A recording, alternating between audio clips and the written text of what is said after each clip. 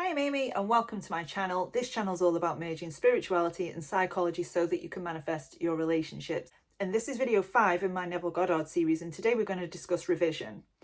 And as I've done in my previous videos, I definitely recommend this book with all of Neville's main teachings because sometimes it just helps to just read it for yourself rather than going off what somebody else's interpretation is. And of course, this is from my own perspective and my own experience, which I'm happy to share. And any questions or any comments, pop them below and I will do my best to answer them. But let's talk about revision.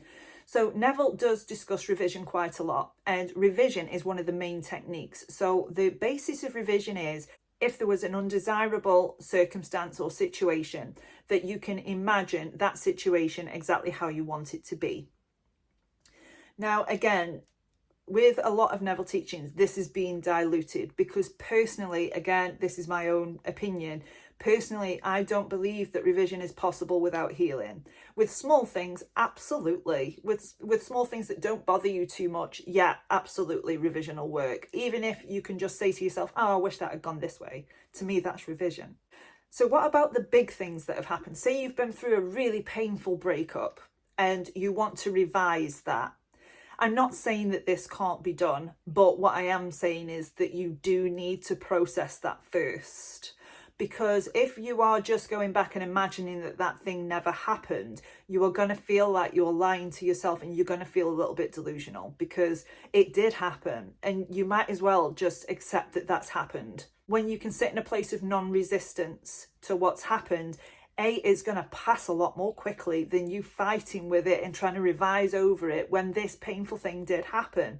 So you might as well just accept that it happened, process the feelings, and you probably won't even need to revise it because by that time you probably don't even think about it that much. But having said that, I have used revision in the past, and I was on a roller coaster once and I got whiplash, and I had intermittent pain for about 10 years following this in my neck, where I would just wake up and I'd be in so much pain that I couldn't even drive. I couldn't even look side to side. It would be that painful. And it all stemmed from this roller coaster ride.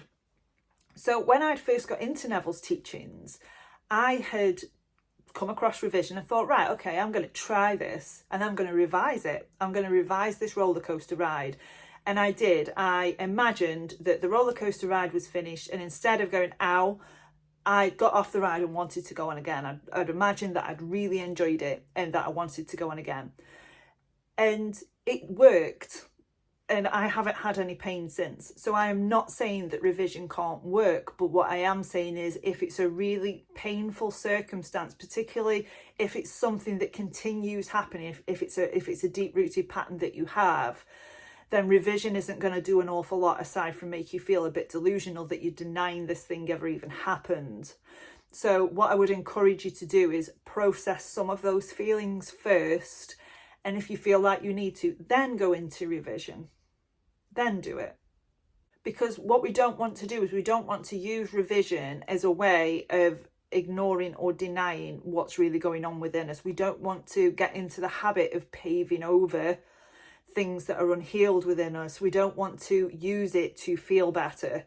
What we want to do is we want to process what's happened properly so that we can actually release it and move forward. Because in my opinion, revision is used as a way to bypass your own trauma, and we don't want to do that. We don't want to stop listening to ourselves. We don't want to abandon ourselves and pretend things are different when they're not.